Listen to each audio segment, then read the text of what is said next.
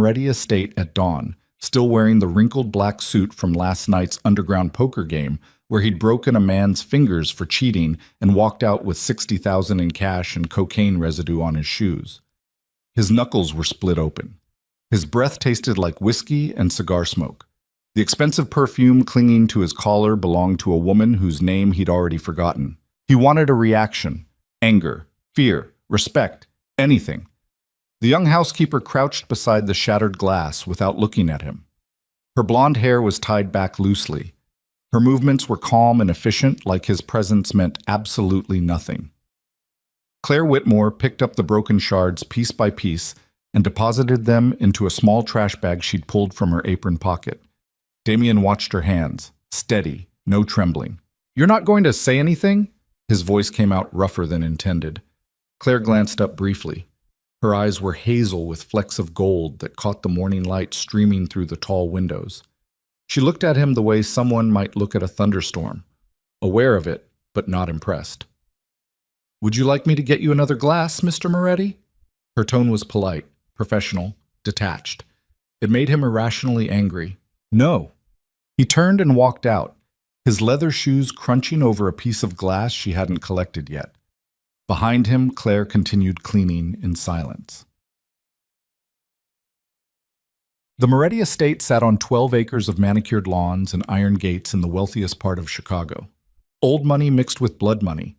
Politicians came through the front door, bodies left through the back. Damien had inherited the empire at 28 when his father took 3 bullets to the chest outside a steakhouse in Little Italy. The shooters were found 2 weeks later in the industrial district with their hands missing. Nobody asked questions after that. Now, at 32, Damien controlled the drug trade from the south side to the docks, owned half the city's construction contracts through shell companies, and had 4 aldermen on his personal payroll. He moved through Chicago like a hurricane, violent, unpredictable, and untouchable. People performed for him everywhere he went. His mother, Vivian Moretti, played the elegant socialite at charity galas while quietly ordering hits on rival families. His lieutenants laughed at jokes that weren't funny and nodded at ideas they privately thought were reckless. Women in nightclubs leaned closer when he entered, their smiles sharp and hungry for the power that radiated from him like heat. Even the cleaning staff moved differently when he was home. Faster, quieter, more careful not to disturb the sleeping predator, except Claire. She'd been working at the estate for 6 weeks. Damien didn't know where she'd come from. Human resources handled the hiring for household staff, and he didn't care enough to ask. She cleaned the East Wing. She kept to herself. She showed up on time and left without drama. But something about her stillness bothered him. It felt like judgment. Again. That night, Damien brought home 8 men from a meeting at the docks. They tracked mud across the marble floors of the grand foyers. Someone knocked over a vase in the hallway. Another man vomited bourbon into the guest bathroom sink and didn't bother cleaning it up. By 3 in the morning, the mansion smelled like cigars, sweat, and violence waiting to happen. Damien stood in his private study while the men talked logistics, shipping routes, payoffs, territory disputes with the Corelli family on the north side. He barely listened. His attention kept drifting to the window overlooking the gardens where security lights cast long shadows across the hedges. "Boss?" He turned. Marco, his underboss, stood in the doorway holding a bottle of whiskey and 2 glasses. "We're good for next week," Marco said. "The shipment's locked in. Corelli won't touch it." "You better not." Marco poured the drinks and slid one across the desk. "You seem distracted tonight." Damien took the glass but didn't drink. "I'm fine." "You sure? Because you've been staring out that window for 10 minutes like you're expecting someone." "I said I'm fine." Marco raised both hands in surrender and left the room. Damien drank the whiskey in one swallow and poured another. The next morning, Claire arrived at 7 to find the aftermath. Empty bottles littered the hallway. Cigar ash stained the Persian rugs. Someone had knocked over a lamp in the sitting room, and the broken glass glittered across the hardwood floor like diamonds. She didn't complain. She tied her hair back, pulled on rubber gloves, and started cleaning. Damien watched her from the second-floor balcony. She moved through this house methodically, sweeping, scrubbing, reorganizing furniture that had been shoved carelessly aside during the night. Her face remained neutral. No frustration, No exhaustion, just quiet competence. It unnerved him. He came downstairs and stood in the hallway while she worked. "You don't get tired of this?" he asked. Claire looked up from the floor where she was scrubbing a wine stain. "Of what, Mr. Moretti?" "Cleaning up after me." She sat back on her heels and studied him for a moment. "It's my job." "That's not an answer." "It's the only one I have." She returned to scrubbing. Damien clenched his jaw. "Most people would quit. Most people aren't me." Clearly, Claire paused. She set down the brush and stood, peeling off her gloves slowly. "Is there something specific you need, Mr. Moretti? Because I have 6 more rooms to finish before noon." "Why aren't you afraid of me?" The question came out before he could stop it. Claire tilted her head slightly. "Should I be? Everyone else is." "I'm not everyone else. I could make your life very difficult." "You already do." She picked up the bucket and walked past him without waiting for a response. Damien stood alone in the hallway, feeling something unfamiliar crawl beneath his skin. Shame. He started testing her after that. Not consciously, not with a plan, but the behavior shifted. He trashed his bedroom before sunrise, overturned furniture, shattered bottles, sheets torn off the bed. Then he waited to see how she'd react when she came to clean. Claire knocked once, entered, and set to work without a word. He brought louder, drunker crowds home. Let them destroy the guest wing. Left the mess for her to handle. She handled it. He started leaving notes in places she'd find them. Passive-aggressive comments about missed spots, imaginary complaints about her work. He wanted to provoke something. Anger, tears, resignation. She never responded. The notes disappeared into the trash. Weeks passed like this. The obsession grew quietly. Damien found himself timing his mornings to cross paths with her in the kitchen. He'd pour coffee slowly, pretending not to watch while she prepared breakfast trays for the staff. Sometimes he'd ask pointless questions just to hear her voice. "Where are you from?" "Montana." "Why Chicago?" "Work." "You don't talk much." "You don't ask real questions." He almost smiled at that. Yes. One night in late October, Damien stumbled home at 4 in the morning after a brutal negotiation with the Corelli family that nearly ended in gunfire. His head was pounding, his vision blurred. He'd drunk too much whiskey trying to steady his hands after putting a gun to another man's head and pulling the trigger on an empty chamber just to watch him cry. He collapsed on the grand staircase halfway up. The marble was cold against his cheek. He didn't remember falling asleep. When he woke, weak sunlight filtered through the tall windows. A blanket covered his shoulders. A glass of water sat on the step beside him. Claire stood near the bottom of the staircase, waiting. She wasn't smiling, wasn't angry, just watching. Damien sat up slowly, his entire body aching. "You didn't have to do this." "You were freezing. I could have made it to my room." "You didn't?" He picked up the water and drank half of it. The liquid was cold and clean and tasted like mercy. "Why do you care?" he asked quietly. Claire adjusted the cleaning supplies she was holding. "Because you're still a person, Mr. Moretti, even if you don't act like one." She walked away before he could respond. Damien sat on the staircase for another 20 minutes, staring at the blanket draped across his shoulders, feeling something crack open inside his chest. After that night, things changed. Subtle shifts at first. Damien stopped trashing his room, stopped bringing destructive crowds home, stopped leaving cruel notes for her to find. He started noticing details he'd missed before. The way Claire's hands trembled slightly when she carried heavy trays up the stairs. The dark circles under her eyes that makeup couldn't quite hide. The worn-out shoes she wore that needed replacing months ago. One afternoon, he found her in the library reorganizing books that one of his drunk associates had knocked off the shelves. "You mail money to someone," he said suddenly. Claire froze. "Excuse me?" "I saw the envelopes. You send money every 2 weeks." Her expression hardened. "That's none of your business." "Your mother?" Claire set down the book she was holding and turned to face him fully. "Mr. Moretti, I don't ask about your business. I'd appreciate the same courtesy." "She's sick." Claire's jaw tightened. "How do you—" "I pay attention." For a long moment, neither of them spoke. Then Claire's shoulders dropped slightly. "My mother has medical bills. The ranch she owns in Montana is barely keeping her afloat. I send what I can." How much does she need? That's not... How much? Claire looked at him like she was seeing him clearly for the first time. Why do you care? Damien didn't have an answer that made sense. I just do, he said quietly. Claire studied him for another moment, then turned back to the bookshelf. She needs about $4,000 a month to stay stable. I send 2. I'll cover the rest. No.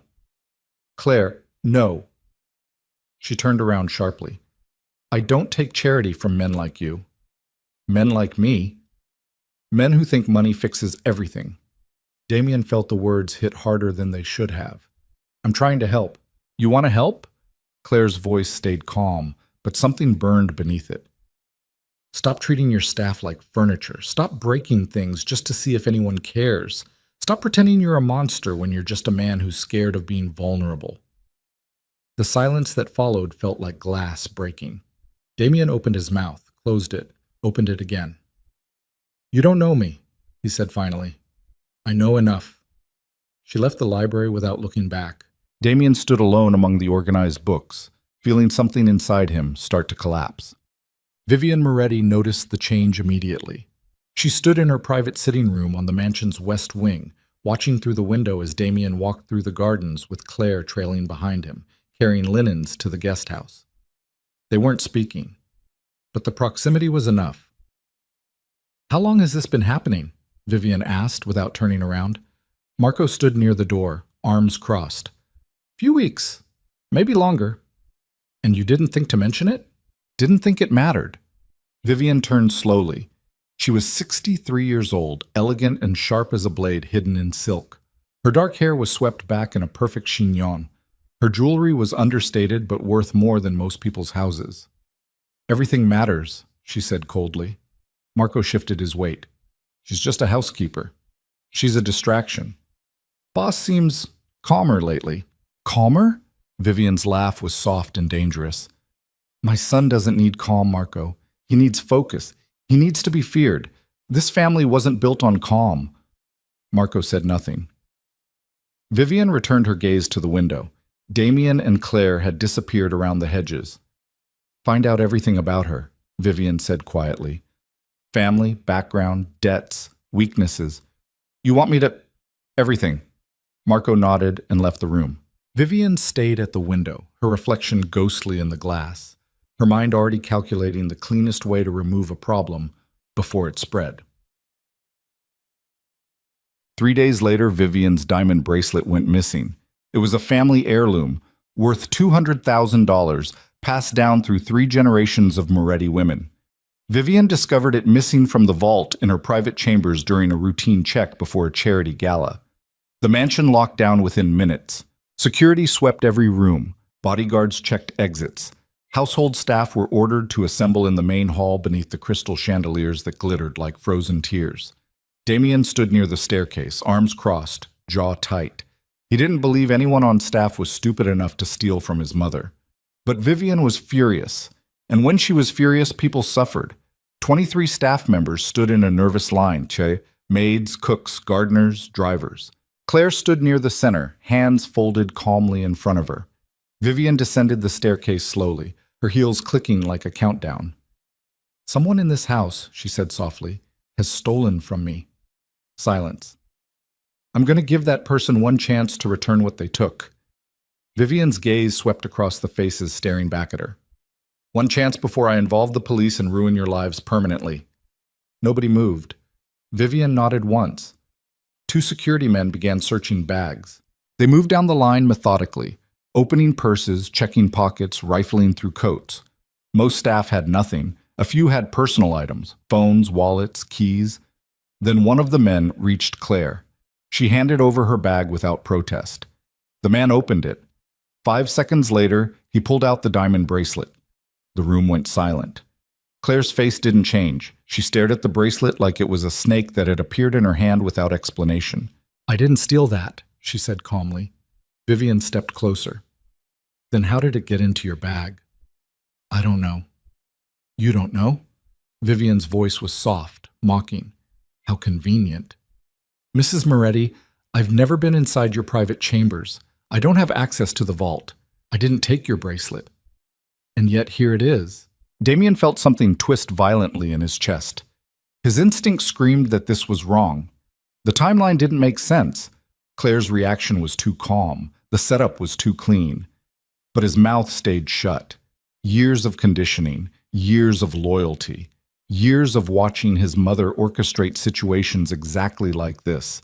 He stood frozen while the truth tried to claw its way out of his throat. Claire turned and looked directly at him. Not pleading, not desperate, just disappointed. That look destroyed him. "Mr. Moretti," she said quietly, "you know I didn't do this." He wanted to speak, wanted to defend her, wanted to call out the obvious frame job happening in front of everyone. But Vivian was watching, and Damien stayed silent. Claire's expression didn't change. She simply nodded once, like she'd just confirmed something she'd suspected all along. "I see," she said softly. She turned to Vivian. "I resign, effective immediately." Vivian smiled. "I think that's wise." Claire picked up her coat from a nearby chair.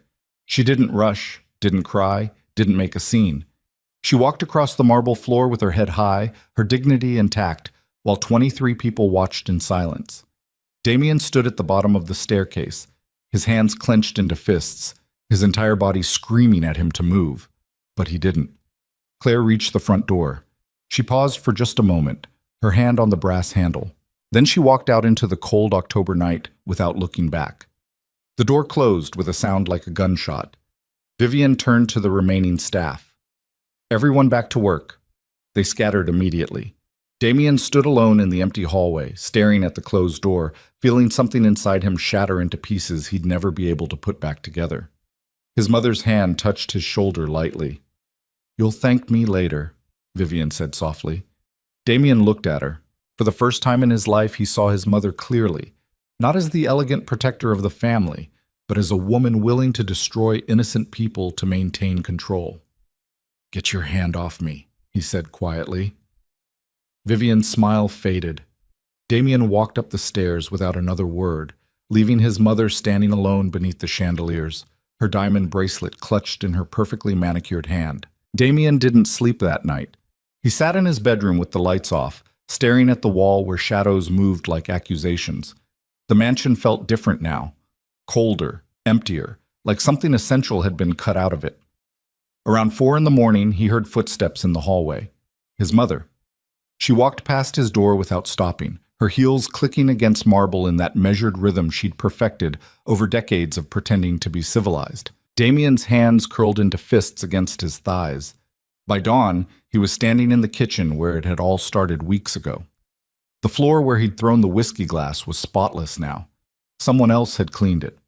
Someone who wasn't Claire. Marco found him there 20 minutes later. "Boss, we need to talk about the Corelli situation. Not now. It's important. They're pushing back on the territory agreement." "I said not now." Marco stopped. He studied Damien's face carefully. "You all right?" "Do I look all right?" "Honestly? No." Damien turned away from the window. "The girl who got fired yesterday, Claire. Find out where she went." Marco's expression shifted slightly. "Boss, your mother said—" "I don't care what my mother said. Find her." "That's not a good idea. It wasn't a request." Marco hesitated, then nodded slowly. "I'll make some calls." "Do it quietly." Quietly. Marco's mouth twitched. "Right. Because your mother definitely won't notice you're looking for the housekeeper she just framed and fired." Damien's jaw tightened. "Get out." Marco left. Damien stood alone in the kitchen, his reflection distorted in the stainless steel of the refrigerator, looking like a stranger. The next 3 days passed like torture. Damien went through the motions, attended meetings, reviewed shipment manifests, signed off on bribes for aldermen and construction contracts. But his mind was somewhere else entirely. He kept replaying that moment in the hallway, Claire's face when she looked at him, not angry, not betrayed, just disappointed, like she'd expected better and realized she'd been wrong. That look haunted him worse than any violence he'd ever committed. On the 4th day, Marco came back with information. They met in Damien's private study after midnight, Marco dropped a folder on the desk. She's staying with a couple on the south side, Marco said. Elderly. The husband has Parkinson's. Claire's taking care of them in exchange for room and board. Damien opened the folder. Inside were photos taken from a distance. Claire walking down a residential street carrying groceries. Claire helping an old man up the front steps of a small brick house. Claire sitting on a porch swing at dusk, looking tired. She looked smaller somehow, or maybe just more real. That's it? Damien asked. That's it. No contact with anyone from the estate, no police report filed. She just disappeared. Damien stared at the photos. She didn't fight back. Would you? Against the Moretti family? She had nothing to lose. She had her life to lose. Marco leaned against the desk. Look, boss, I'm going to say something and you're not going to like it. When do I ever? Your mother did this deliberately. She wanted the girl gone, so she made her gone. Clean, efficient, no mess. Marco paused. That's how this family works. You know that. It was wrong. Wrong doesn't matter in our world. You taught me that. Damien looked up sharply. Don't quote me back to myself. Then don't act surprised when your mother does exactly what you would have done a year ago. The words landed like a punch. Damien closed the folder slowly. Get out, Marco. Boss, get the fuck out. Marco left without another word. Damien sat alone in the study, the photos spread across his desk like evidence of his own cowardice. 2 days later, Vivian called a family dinner. These weren't requests, they were summons. Damien arrived at 7. The dining room was set with crystal and silver, the table long enough to seat 20 but occupied by only 3. Damien, Vivian, and his younger sister Elena, who'd flown in from New York for reasons nobody had explained yet. Elena looked different, sharper. She'd cut her dark hair short and wore a black suit that made her look like a younger, angrier version of their mother. You look like hell, Elena said as Damien sat down. Thanks. She's not wrong. Vivian dabbed her lips with a napkin. You've been distracted lately.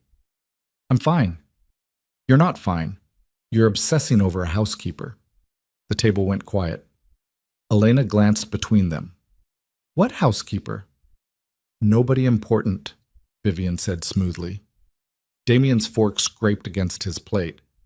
Her name was Claire. Was, Vivian emphasized. Past tense. She's gone, Damien. Let it go. You framed her. Elena's eyebrows shot up. You what? It was necessary, Vivian said calmly. The girl was becoming a distraction. Damien was losing focus. She had to be removed. Removed? Damien's voice was flat, like she was a problem to solve. She was. Elena leaned back in her chair, looking between them with something close to fascination. Jesus Christ, Mom, even for you that's cold. This family requires difficult decisions. You both know that. Framing an innocent woman isn't a difficult decision, Damien said. It's cruelty. Vivian set down her fork with precision. Don't lecture me about cruelty, Damien. I've spent 30 years protecting this family from people who would destroy us without blinking. That girl was making you weak. She was making me human. Same thing. The silence that followed felt like a blade pressed against skin. Elena spoke first. So what happens now? Now? Vivian smiled slightly. Damien moves on. He refocuses on the business, and we never speak of this again. And if I don't? Damien asked quietly. Then you're a fool. I've been a fool for years, Mother. At least now I'm aware of it. Vivian's expression hardened. Be very careful with your next words. Or what? You'll frame me too? Elena whistled low. This is officially the most uncomfortable dinner I've ever attended. And I once ate Thanksgiving with the Rossi family after Dad had their uncle killed. Vivian ignored her. Her gaze stayed locked on Damien. You think you're different from me? You think because you feel something for this girl it makes you better? I think it makes me less of a monster. We're all monsters, Damien. The only difference is I don't apologize for it. Damien stood abruptly. His chair scraped against the floor. Where are you going? Vivian asked. Anywhere but here. Sit down. No. Damien, I'm done, Mother, with this dinner, with your manipulations, with pretending this family is anything other than a machine that destroys people. He walked out before she could respond. Behind him, Elena's voice drifted through the doorway. "Well, that went great. Really smooth, Mom." Damien didn't hear Vivian's reply. He was already halfway to the garage. He drove aimlessly for hours. Through downtown, past the docks, along Lake Michigan, where the water looked black and endless under the clouded sky. He ended up on the south side without planning it. The address Marco had given him was burned into his memory. A small brick house on a tree-lined street where the streetlights flickered and the sidewalks were cracked from decades of Chicago winters. Damien parked 3 houses down. He sat in his car with the engine off, staring at the lit windows where shadows moved behind curtains. One shadow was Claire. He could see her silhouette, helping someone stand, moving carefully through what looked like a living room. She was working again, taking care of people who couldn't take care of themselves. The same thing she'd done at the Moretti estate, except now she was doing it somewhere honest. Damien's hands gripped the steering wheel until his knuckles turned white. He wanted to knock on that door, wanted to apologize, wanted to explain that he'd been a coward, but he was trying to change. But what right did he have? He'd stood there and let his mother destroy her. He'd chosen silence over courage. And Claire had walked away with her dignity intact while he stayed trapped in a mansion full of ghosts. Damien started the car and drove away before she could see him. The next morning, Marco came to him with news. "The Corelli family's making moves," Marco said. "They hit one of our shipments last night, stole 40 keys of product, killed 2 of our guys." Damien looked up from the paperwork he'd been pretending to read. "Where?" "Industrial district, near the old steel mill." "And you're just telling me this now? I told you last night. You didn't answer your phone." Damien rubbed his face. "What do they want?" "Leverage. They know we've been weak lately. They're testing boundaries." "Weak." The word tasted bitter. "Is that what people are saying?" Marco hesitated. "People are saying you're distracted, that your head's not in the game." "Maybe it's not." "Boss, this is serious. Corelli's trying to start a war. If we don't respond, we look vulnerable. Other families will start circling. Then we respond." "How?" Damien stood.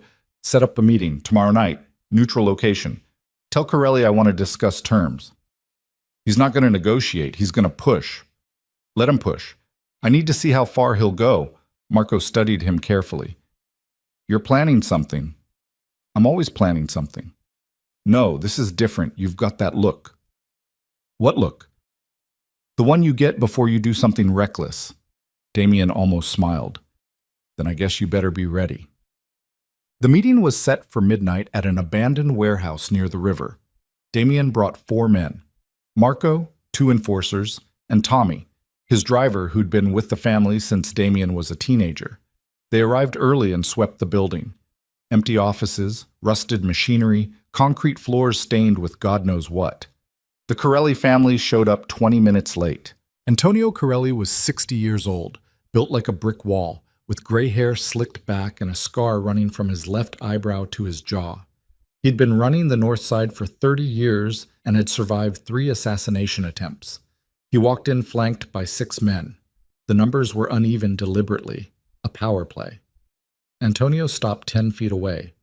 "Moretti, you look like shit." "You look old," Damien replied. "I am old. That's why I'm still alive." Antonio crossed his arms. "You wanted to talk, so talk." "You hit my shipment." "I took back what was mine." "The docks belong to me." "Not anymore." Antonio smiled. "Things are changing, kid. You've been sleeping. Your mother's getting soft. Your organization's falling apart." "Careful, Antonio." "Or what?" "You'll threaten me. You'll send your boys after mine?" Antonio stepped closer. "I've been in this game longer than you've been alive. I know when a family's rotting from the inside." Damien's jaw tightened. "You're overstepping." "I'm taking what I'm owed. Your father promised me access to the southern routes 10 years ago. He died before making good on it. Now I'm collecting." "My father's deals died with him." "Then we got a problem." The tension in the room thickened. Marco shifted his weight subtly, ready to move. Tommy's hand drifted toward the gun beneath his jacket. Antonio's men responded with identical movements. For a long moment, nobody spoke.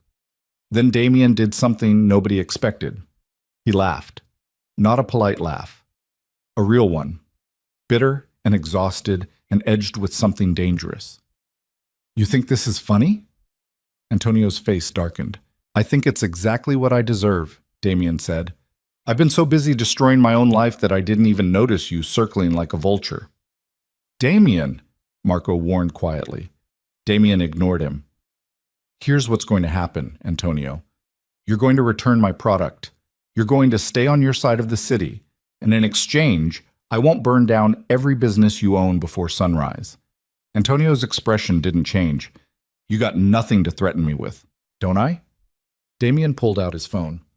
I know about the real estate deal you're running through that shell company in Springfield. The one with the state senator's signature on documents dated 6 months after he died. Antonio went very still. I know about the heroin shipment you're hiding in the refrigerated trucks at your nephew's restaurant. And I know your daughter's getting married next month to a federal prosecutor who has no idea what his future father-in-law does for a living. The color drained from Antonio's face. So here's the deal, Damien continued. You back off, or I make one phone call and destroy everything you've spent 3 decades building. Silence. Antonio's hand twitched toward his gun. Marco moved immediately, weapon drawn and aimed at Antonio's head. Tommy and the enforcers followed suit. The Corelli men drew their weapons in response. 8 guns pointed across 10 feet of empty space. You really want to do this?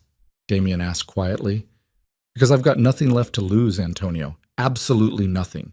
That makes me very, very dangerous. Antonio stared at him for a long moment. Then slowly, he raised a hand. His men lowered their weapons. Marco kept his gun trained on Antonio's head. Stand down, Marco, Damien said softly. Boss. Stand down! Marco lowered his weapon reluctantly. Antonio straightened his jacket. You win this round, Moretti, but you better watch your back. I always do. Antonio and his men left without another word. The warehouse fell silent except for the sound of rain starting to fall outside. Tommy exhaled loudly. Jesus Christ, boss, I thought we were all going to die. We still might, Marco muttered. He turned to Damien. That was insane. You just backed a paranoid psychopath into a corner. He'll back off. For now. But you made an enemy tonight. I've had enemies my entire life. Damien walked toward the exit. One more doesn't change anything. Outside, rain fell in cold sheets across the empty parking lot. Damien stood there for a moment, letting the water soak through his suit jacket, feeling the chill work its way into his bones. Marco appeared beside him. You trying to get pneumonia? I'm trying to figure out who I am. You're a mafia boss. That's who you are. No. Damien turned to face him. That's what I do. It's not who I am. What's the difference? Claire knew the difference. Marco said nothing for a long moment. Then, you're going to go find her, aren't you? Eventually. And say what? I don't know yet. That's not a plan, boss. I know. They stood in the rain, 2 men shaped by violence, trying to understand something neither of them had words for. 3 days later, Elena showed up at Damien's penthouse unannounced. She let herself in using the spare key he'd forgotten she had, and found him on the balcony, drinking bourbon and staring at the city lights. You look worse, she observed. Thanks for the update. Elena grabbed the bottle from his hand and took a drink straight from it. Mom sent me to check on you. I'm fine. You're not fine. You're spiraling. She handed the bottle back. So here's what's going to happen. You're going to tell me the truth about this housekeeper girl, and I'm going to decide if Mom's right or if you're actually onto something. Since when do you care? Since you stopped acting like the terrifying older brother I grew up with and started acting like a depressed poet. Despite himself, Damien almost smiled. Elena sat down beside him. So, the girl, Claire, what's her deal? She saw me. Everyone sees you. No, she saw me. Not the mafia boss. Not the Moretti heir. Just me. Elena was quiet for a moment. And that scared you. Terrified me.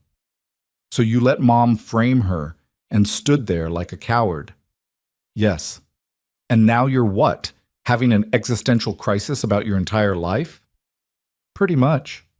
Elena nodded slowly. Good. Damien looked at her. Good? Yeah, good. You needed this. She took another drink. You know what our family is, Damien? It's a meat grinder. It takes decent people and turns them into monsters. You, me, Mom. We're all monsters. The question is whether we choose to stay that way. Mom seems happy being a monster. Mom's terrified of being anything else. She thinks humanity is weakness. She spent her entire life trying to crush it out of herself and everyone around her. She's done a good job. With you, maybe. But I left. Moved to New York, started over. Elena looked at him seriously.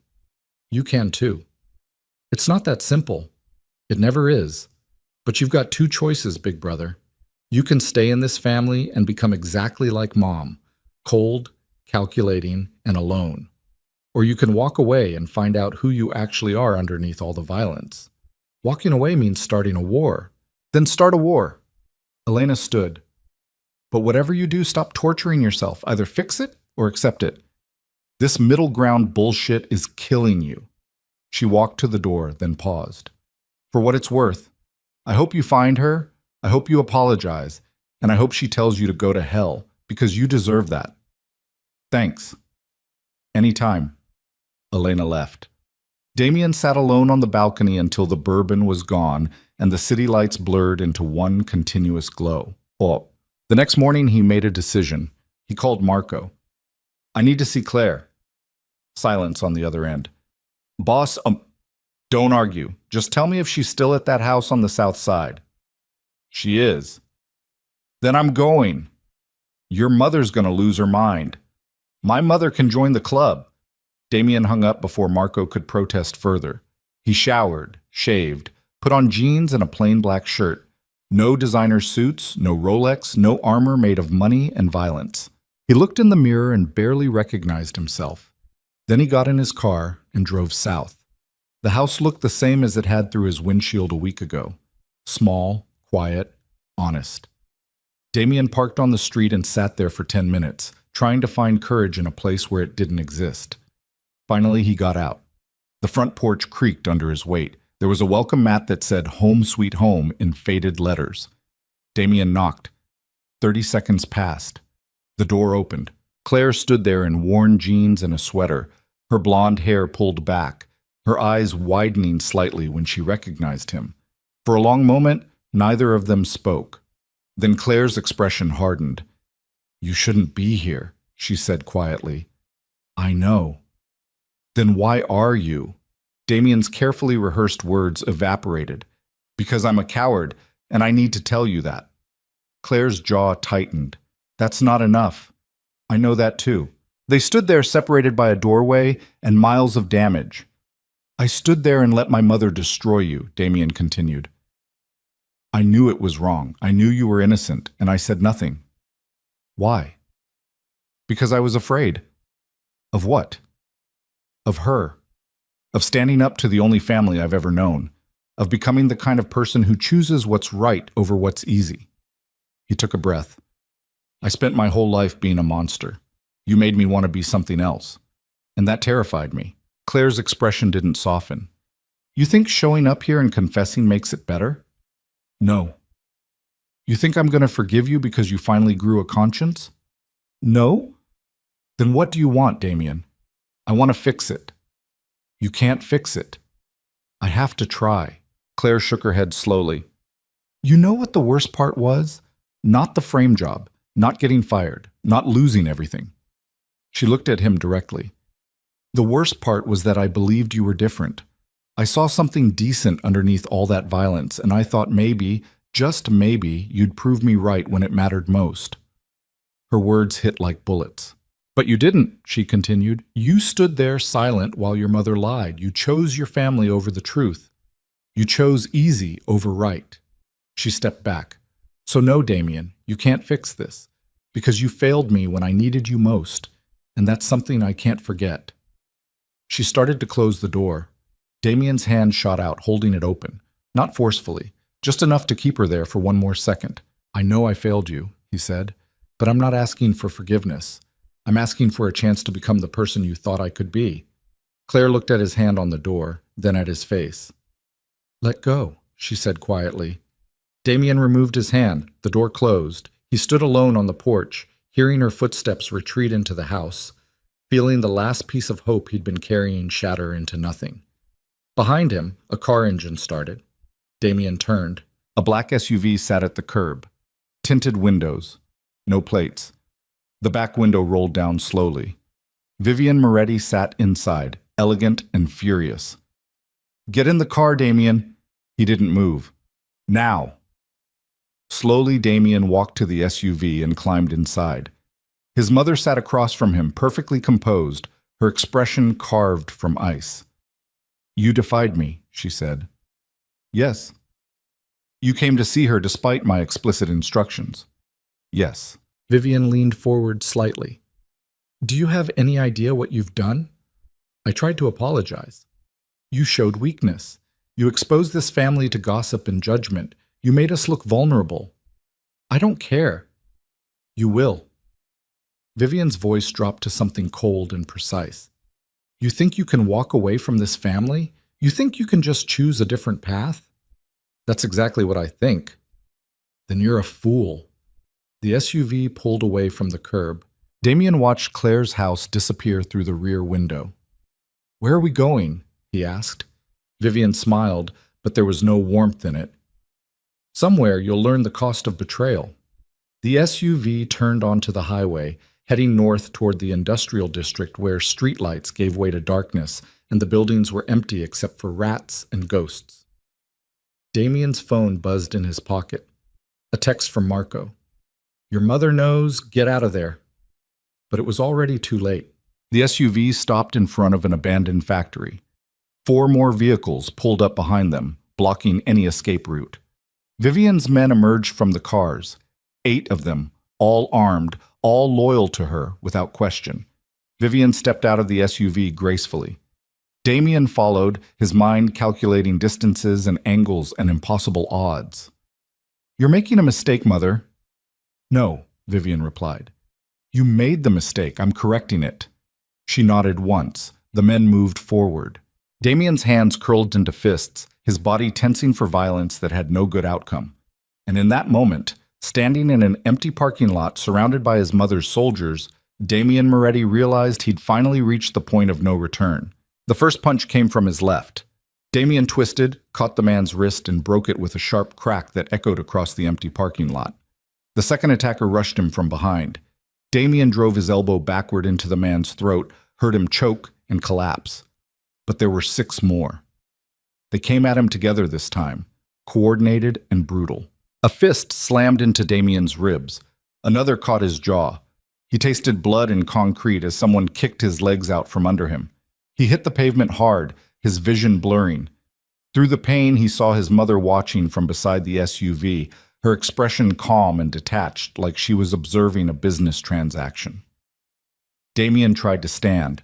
A boot caught him in the stomach, then another in his back. He curled instinctively, protecting his head while the kicks kept coming. Methodical, professional, designed to hurt, but not kill. Not yet. "Enough!" Vivian's voice cut through the violence like a blade. The men stepped back immediately. Damien lay on the cold asphalt, breathing in ragged gasps, blood pooling beneath his cheek. Every nerve in his body screamed. Vivian's heels clicked closer. She crouched beside him, careful not to let her expensive coat touch the dirty ground. "Do you understand now?" she asked quietly. Damien spat blood. "Understand what?" "That you don't get to leave. That this family owns you.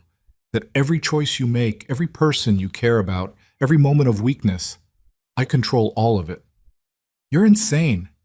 "I'm practical." Vivian stood gracefully. "You think you're the first Moretti to have a conscience? Your uncle tried to leave once. He ended up in Lake Michigan with concrete shoes. He was your brother. He was a liability." Damien forced himself onto his hands and knees. Blood dripped from his nose onto the pavement. "So what now? You gonna kill me too?" "Kill you?" Vivian laughed softly. "No, darling. I'm going to teach you a lesson you'll never forget." She nodded to one of her men. He pulled out his phone and showed Damien the screen. It was a photo of Claire. Recent. High resolution. Taken from across the street of the house where she'd been living. Damien's blood went cold. "You touch her, I won't have to touch her, Vivian interrupted. You will. What? That girl rejected you tonight, told you to leave, made you look weak. Vivian's voice was calm, almost gentle. But she's still a problem. She knows too much about this family. She's seen too much. And most importantly, she represents everything that's making you soft. She doesn't know anything. She knows you. That's enough. Vivian turned to her men. Get him up. Two of them hauled Damien to his feet. His ribs screamed in protest. His vision swam. Vivian stepped closer. Here's what's going to happen. You're going to go back to that house. You're going to tell Claire that you need to speak with her privately. And you're going to bring her to me. No. Yes. I won't do it. Vivian's smile was sharp as broken glass. Then I'll send someone else. Someone less delicate. Someone who'll make her disappear in ways that keep me up at night. Damien tried to lunge at her. The men holding him tightened their grip, their fingers digging into his bruised arms. You see? Vivian said softly. You can't protect her. You can't save her. The only choice you have is whether her death is quick or slow. You're a monster. I'm your mother, and I'm trying to save you from yourself. She nodded again. The men dragged Damien toward one of the waiting cars. Bring her to the old brewery on Ashland by midnight, Vivian called after him, or I'll assume you've chosen the slow option. They shoved Damien into the back seat. The door slammed. The car pulled away from the factory, heading back south. Damien sat in darkness, tasting blood, feeling his body scream, his mind racing through options that didn't exist. He had 4 hours. Maid. The car dropped him 3 blocks from Claire's house. Damien stumbled out, his body protesting every movement. Blood had dried on his face. His suit was torn and filthy. He looked like exactly what he was, a man who'd been beaten and broken. He leaned against a streetlight, trying to breathe through the pain radiating from his ribs.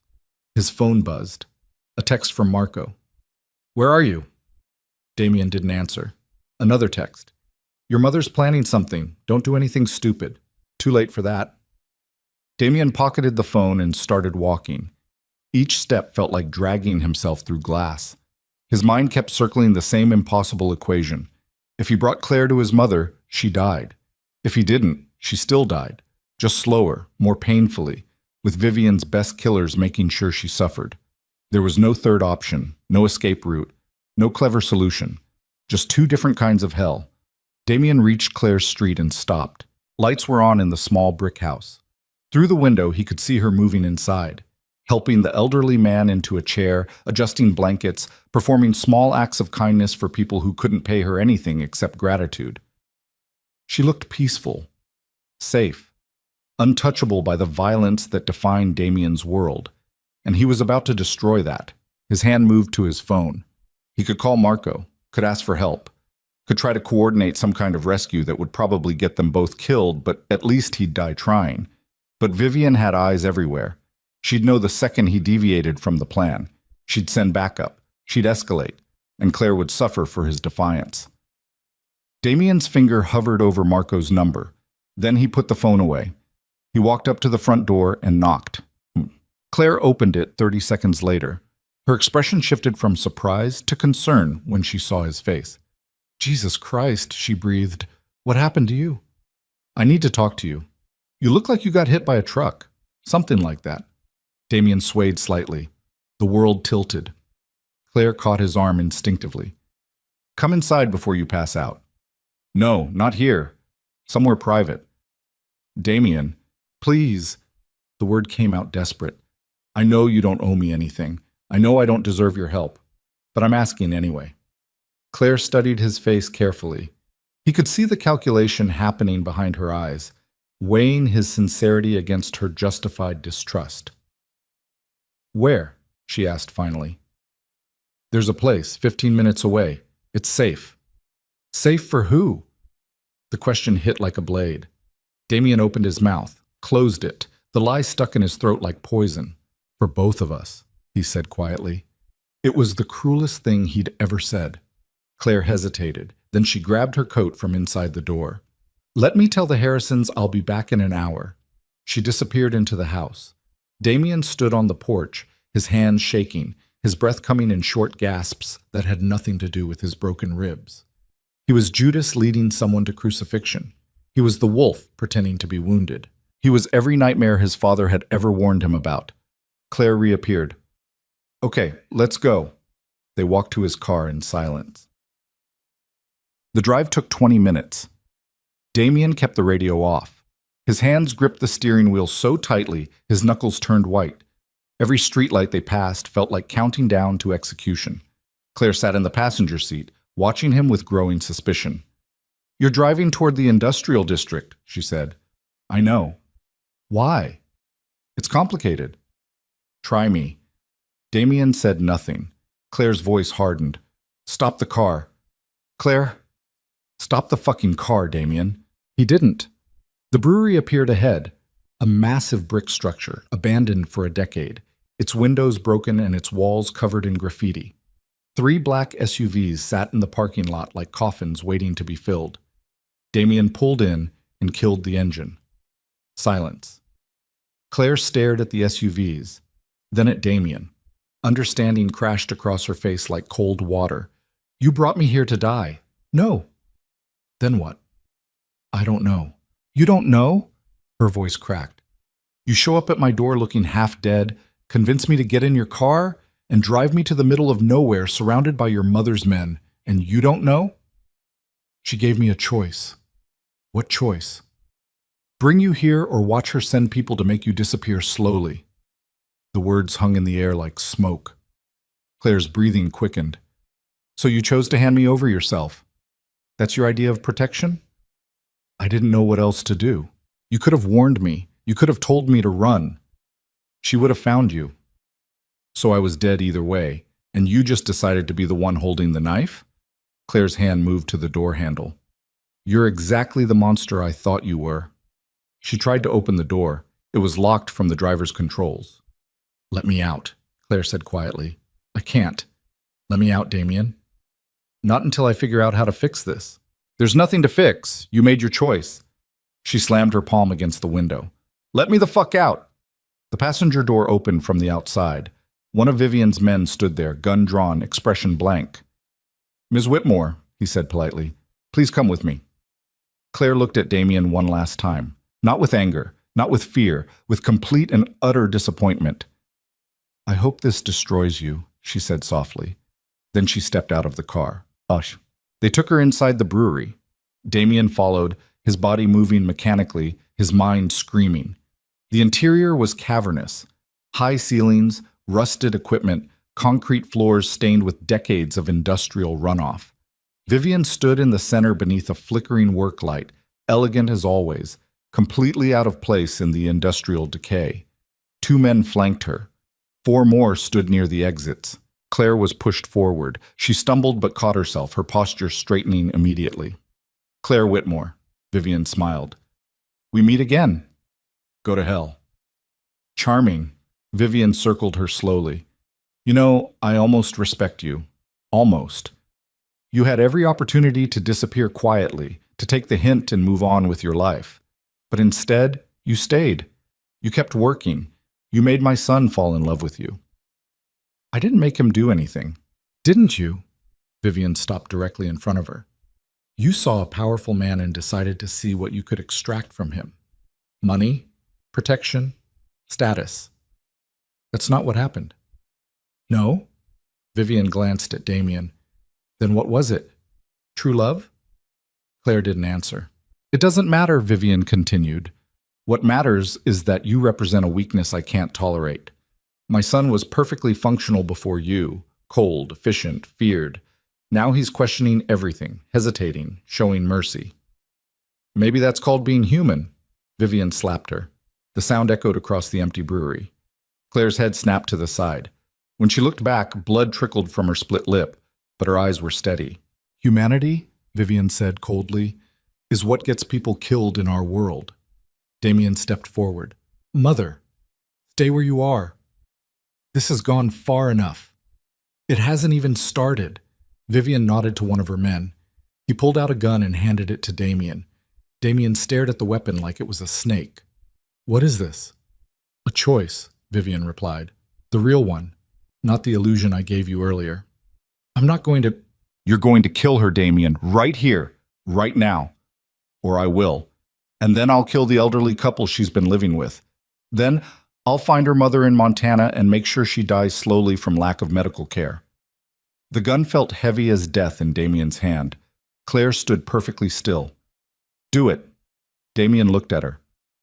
What? You heard me. Do it. Claire's voice was steady.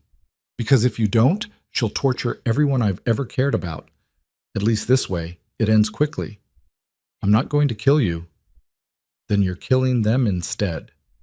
The logic was airtight, cruel, inescapable. Damien raised the gun. His hand shook violently. Claire didn't look away, didn't flinch. She stared directly at him with those hazel eyes that had seen through his armor from the beginning. It's okay, she said softly. I forgive you. Those 3 words broke something fundamental inside him. Damien's finger tightened on the trigger. Then he turned and pointed the gun at his mother. The brewery went silent. Vivian's expression didn't change. Don't be stupid, Damien. I'm done being smart. You point that gun at me, you declare war on this entire family. Then we're at war. You'll lose. Probably. Damien's hand steadied. But at least I'll lose as myself, not as whatever you've been trying to turn me into. Vivian's men moved forward, weapons drawn. Damien pressed the gun against his mother's forehead. Tell them to back off, or I'll paint this floor with your brains. You won't shoot me. Try me. For the first time in decades, Vivian Moretti looked uncertain. She raised a hand. Her men stopped. Let Claire walk out of here, Damien said quietly. Right now, unharmed, and I'll do whatever you want. You're in no position to negotiate. Neither are you, because if I die here tonight, you die too, and this family collapses without you holding it together. Vivian's jaw tightened. Damien pressed the gun harder against her skin. Let her go! Silence stretched like razor wire. Then Vivian spoke without looking away from her son. Marco. A figure stepped out of the shadows near the door. Marco. Damien's heart stopped. His underboss. His friend. His most trusted lieutenant. Marco walked forward holding a gun trained on Claire's back. Sorry, boss, Marco said quietly, but I've been working for your mother longer than I've been working for you. The betrayal hit Damien like a physical blow. How long? He asked. Since the beginning. Since your father died. She needed someone close to you. Someone who could report everything. Marco's expression was apologetic but firm. I never wanted it to go this far, but you forced her hand. Damien's world tilted. Every meeting, every strategy session, every private conversation. Marco had been feeding information to Vivian the entire time. There had never been any privacy, never been any escape. Lower the gun, boss, Marco said. Before this gets worse. Damien kept the weapon pressed against his mother's head. If you shoot her, I shoot Vivian. We all die together. Or you lower the gun, and maybe Claire walks out of here alive. You're lying. Maybe. But it's the only chance she's got. Damien looked at Claire. She stood frozen. Marco's gun inches from her spine, her face pale but composed. She shook her head slightly. Don't do it. But Damien was already lowering the weapon. He couldn't watch her die. Couldn't be responsible for another bullet tearing through her body. Couldn't live with that image branded into his memory. The gun dropped to his side. Vivian stepped back smoothly, her composure returning instantly. She straightened her coat and turned to Marco. Kill them both. The world stopped. Marco's expression didn't change. Both? My son has proven himself incapable of loyalty. He's chosen this girl over his family. That makes him a liability. Vivian's voice was cold and final. Shoot him first. Make her watch. Then shoot her. Clean up the bodies and have them disappear into the lake by morning. Marco hesitated. For one brief second, something flickered in his eyes. Doubt, regret, maybe even guilt. Then it vanished. He raised his gun toward Damien. I really am sorry, boss. The gunshot echoed through the brewery like thunder. But the bullet didn't hit Damien. It hit one of Vivian's men standing near the door. The man collapsed, blood spreading across the concrete. Everyone froze. Marco swung his gun toward the other guards. Get down, boss, now! Damien tackled Claire to the ground as gunfire erupted across the brewery. Marco emptied his clip into Vivian's men with surgical precision. 2 more dropped. The others scattered, returning fire that pinged off rusted machinery and shattered ancient windows. What the fuck are you doing? Damien shouted over the chaos. Saving your ungrateful ass. Marco reloaded behind a support pillar. You think I actually wanted to kill you? I've been stalling your mother for weeks. You told her everything. I told her what she needed to hear to keep you alive. Another burst of gunfire. Marco returned it without hesitation. Vivian had disappeared into the shadows, her voice screaming orders that were barely audible over the violence. Get Claire out of here, Marco yelled. There's a door behind the old bottling equipment. Goes to the loading dock. My car's waiting. What about you? I'll handle this. Go. Damien grabbed Claire's hand and ran. They sprinted through the brewery, ducking behind equipment while bullets shredded the air around them. Claire stumbled. Damien caught her, pulled her forward, his broken ribs screaming with every movement. The door appeared ahead. Metal, rusted, barely visible in the dim light. Damien slammed into it, locked. He kicked it, once, twice. The third time it burst open. They fell through into the cold night air of the loading dock. A car sat 30 feet away, engine running. They ran for it. Behind them, the gunfire continued, chaotic, deafening, deadly. They reached the car. Damien shoved Claire into the passenger seat and threw himself behind the wheel. He floored it. The car screamed out of the parking lot, tires screeching, heading south toward anywhere that wasn't here. In the rearview mirror, Damien watched the brewery recede, its broken windows glowing with muzzle flashes, its interior consuming itself with violence. Marco was still inside, fighting Damien's mother, buying them time with his own life. Claire sat beside him, breathing hard, her hands shaking, blood on her lip. Where are we going? She asked. Damien didn't have an answer. He just pointed a gun at his mother. He declared war on his own family. Marco had betrayed Vivian to save them, which meant Marco was as good as dead if they didn't get back to help him. But going back meant dying. And not going back meant abandoning the one person who'd actually been loyal when it mattered. Damien's phone buzzed, a text from an unknown number. You have 24 hours to turn yourself in. After that, everyone you've ever spoken to dies, starting with the old couple she lived with. Claire read it over his shoulder. She's going to kill them, Claire said quietly. I know. The Harrisons, they're innocent. They don't have anything to do with... I know. So what do we do? Damien stared at the road ahead, his mind racing through options that all ended in blood. He'd spent his entire life being a monster. Now, when he finally wanted to be something else, the only way forward required becoming the worst version of himself he'd ever been. We burn it all down, he said finally. Claire looked at him. What? My mother, the family, the entire empire. Damien's hands tightened on the steering wheel. We take everything she's built and we destroy it. Not because I want to, but because it's the only way to stop her from destroying everyone else. That's insane. It's the only option we have left. Claire stared at him for a long moment.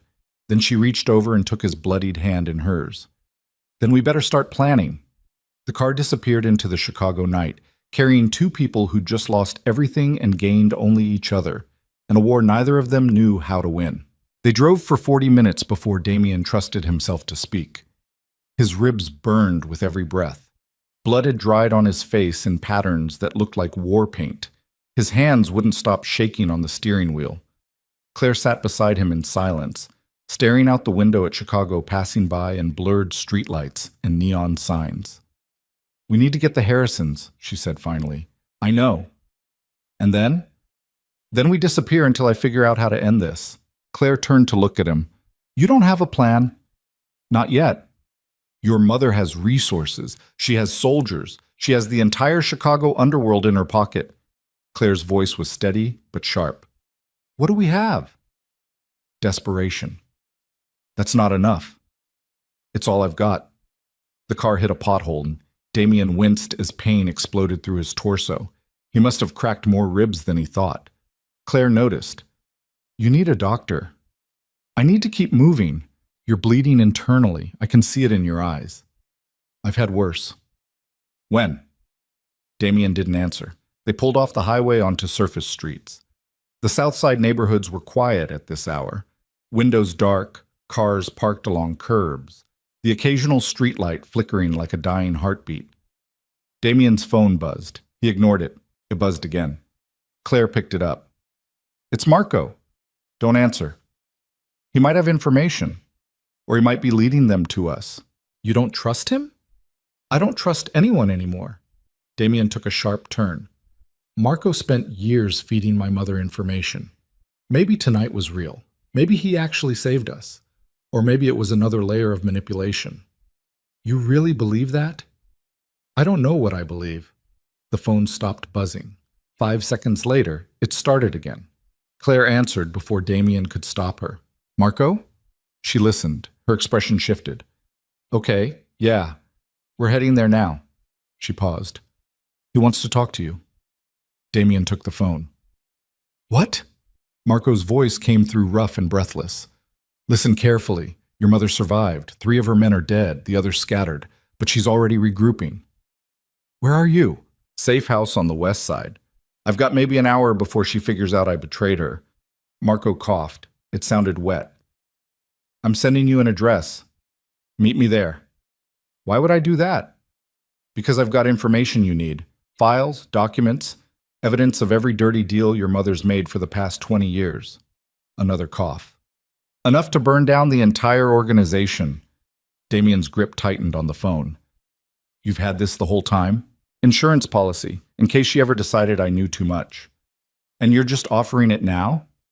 "I'm offering it because tonight I chose you over her, which means I'm a dead man walking unless we take her down first."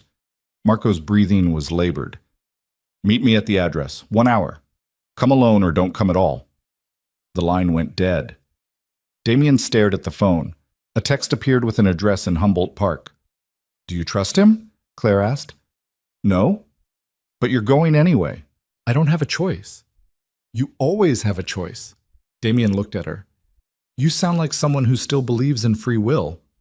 "I sound like someone who knows you're about to do something stupid." "Probably." "Definitely." Claire crossed her arms. "But I'm coming with you." "Absolutely not." "You don't get to make that decision." "Claire, you think I'm safer alone right now? Your mother knows who I am. She knows where I've been living. She'll find me within 24 hours. Claire's voice hardened. "If we're doing this, we're doing it together. So stop pretending you're protecting me by keeping me away. It's too late for that." Damien wanted to argue, wanted to find some logical reason to leave her somewhere safe while he walked into what was almost certainly a trap. But she was right. There was no safe anymore. Only different degrees of danger. "Fine," he said quietly. "But when this goes sideways, it won't. When it does, you run. No questions, no heroics. You just run." Claire didn't answer. They drove toward Humboldt Park in silence.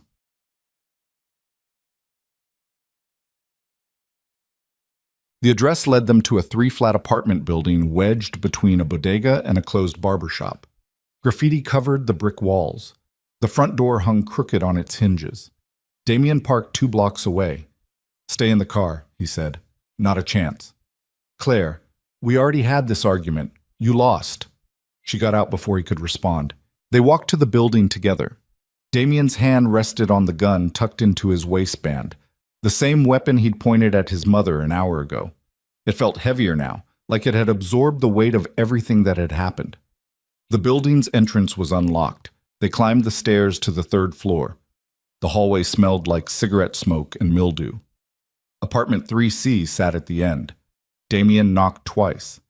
No answer. He tried the handle. Unlocked. The door swung open on squeaking hinges. The apartment was dark except for a single lamp in the corner casting long shadows across cheap furniture and peeling wallpaper. Marco sat in a chair facing the door. Blood soaked through his shirt on the left side. His face was pale. His gun rested on his lap. "Took you long enough," he said weakly. Damien stepped inside, scanning the room for threats. Claire followed, closing the door behind them. "You're hurt," Claire observed. "Caught a ricochet at the brewery. It's not as bad as it looks." "It looks pretty bad." Marco tried to smile. Failed. "Yeah, it's probably worse than it looks." Damien moved closer, his gun still drawn. Where are the files? Good to see you too, boss. The files, Marco. Marco gestured to a laptop on the table beside him. Everything's there: bank accounts, shell companies, bribes, hits, every crime the Moretti family's committed since your father died. He coughed, wincing. Plus a few from before that. Damien picked up the laptop, opened it. The screen showed dozens of folders, each labeled with dates and code names. This is real? He asked. Every word. Why keep this? Because your mother's a scorpion, boss. It's in her nature to sting. I needed something to keep her from turning on me. Marco shifted in his chair. Blood dripped onto the floor. Looks like it didn't work. Claire knelt beside him, examining the wound. You need a hospital. What I need is a time machine. Barring that, I'll settle for watching that woman burn. Damien scrolled through the files. Financial records showing money laundering through construction companies. Photos of meetings with corrupt politicians. Audio recordings of conversations that implicated half of Chicago's elite in organized crime. It was a nuclear bomb wrapped in digital evidence. Why give this to me? Damien asked. Because you're the only one stupid enough to actually use it. What does that mean? Marco looked at him with something close to affection. It means you're not like her, boss. You never were. You pretended. You played the part. But underneath all that violence, you've got something she doesn't. What? A conscience. Damien felt the word land like a punch. That's not a compliment in our world, he said quietly. No, but it's the only thing that's going to save it. The laptop screen flickered. Damien noticed a timer in the corner of one file, counting down. 2 minutes and 40 seconds remaining. Marco, what is this? Insurance. What kind of insurance? Marco's smile was genuine this time. Tired, bloody, but real. The kind that makes sure your mother can't kill me without consequences. That file's connected to a dead man's switch. If my heart stops, every piece of evidence on that laptop gets sent to the FBI, the DEA, the Chicago Tribune, and about 50 other organizations that would love to destroy the Moretti family. You're bluffing. Am I? Damien stared at the countdown. 2 minutes and 15 seconds. That wound's going to kill you, he said. Eventually. So you're holding yourself hostage. Holding us all hostage. Marco coughed again. More blood. Your mother can't touch me. Can't touch you. Can't touch Claire. Because the second I die, her empire collapses. She'll find a way around it. Not in time. That's the beauty of it. She's got maybe 6 hours before I bleed out. 6 hours to decide whether she wants revenge or survival. Marco leaned back, and we both know Vivian Moretti values survival above everything. The room fell silent except for the sound of Marco's labored breathing. Claire spoke first. So, what do? We use the time, Marco said. We get the Harrisons somewhere safe. We prepare. And when morning comes, we give your mother a choice. Stand down or watch everything she's built turn to ash. She'll never stand down, Damien said. Then she burns. The countdown hit 1 minute and 30 seconds. Damien closed the laptop. We need to move. I'm not going anywhere, boss. You're dying. I'm buying you time. There's a difference. Marco, listen to me. Marco's voice strengthened despite the blood loss. I've made a lot of mistakes. Worked for the wrong people. Did things I can't take back. But this? Giving you a chance to be better than all of us? That's the one thing I'm going to get right. Damien's throat tightened. You don't have to die for that. Yeah, I do. Because if I don't, your mother wins. And I'm tired of watching that woman win. The countdown hit 1 minute. Claire touched Damien's arm. We need to go. Damien didn't move. Marco looked at him with something close to pride. You're a good man, boss. Better than your father. Better than me. Don't let her turn you into something else. I won't. Promise me. I promise. Marco nodded slowly. Then get the hell out of here before she figures out where I am. Damien picked up the laptop, started toward the door, stopped. He turned back. Thank you, he said quietly. Marco smiled one last time. You're welcome, boss. Now go save the world, or whatever it is good guys do. Damien and Claire left the apartment. Behind them, Marco sat alone with his gun and his wounds and his countdown timer, waiting for death or dawn, whichever came first. They got back to the car and drove straight to the Harrisons' house. It was nearly 3 in the morning. The street was empty. Porch lights were off. Claire used her key to open the front door as quietly as possible. Inside, the house was warm and smelled like cinnamon. Mr. Harrison's walker stood near the couch. Mrs. Harrison's knitting lay across the coffee table, half-finished, patient, innocent. Claire moved quickly through the rooms. Mr. Harrison, Mrs. Harrison, wake up. An elderly man appeared in the hallway, his white hair standing in every direction. Claire, what's going on? We need to leave, right now. It's 3 in the morning. I know, I'm sorry, but it's not safe here anymore. Mrs. Harrison emerged behind her husband, wrapped in a robe, her expression confused but trusting. Dear, you're scaring us. I know. I'm sorry. Claire's voice cracked slightly. But I need you to trust me. Pack whatever you need for a few days. We're leaving in 5 minutes. Mr. Harrison looked past her at Damien standing in the doorway, covered in blood and bruises. Who's that? Someone who's trying to help. He looks like trouble. He is. But we don't have time to debate it. Something in Claire's voice convinced them. They disappeared into their bedroom. Claire turned to Damien. Where are we taking them? Elena. Your sister? She's got a place in New York, outside the family's immediate reach. If we can get them there. If? My mother's going to have people watching airports, train stations, bus terminals. Damien pulled out his phone. We drive, straight through, 14 hours if we don't stop. You can barely stand. I'll manage. The Harrisons reappeared with 2 small suitcases. Ready, Mr. Harrison said. He looked terrified. They loaded into Damien's car. The Harrisons in the back, Claire in the passenger seat, Damien behind the wheel with a body that screamed for rest he couldn't afford. They pulled away from the curb just as a black SUV turned onto the street 3 blocks behind them. Damien watched it in the rearview mirror. We've got company. How many? 1 car, maybe 2 people inside. Will they follow? If they're smart. The SUV accelerated. Damien pressed the gas pedal to the floor. They flew through residential streets, running stop signs, taking corners too fast. The Harrisons gripped the seats. Claire braced herself against the dashboard. The SUV kept pace. They're not backing off, Claire said. I noticed. What's the plan? Currently, don't die. That's not a plan. It's all I've got right now. Damien took a hard left onto a main thoroughfare. The SUV followed.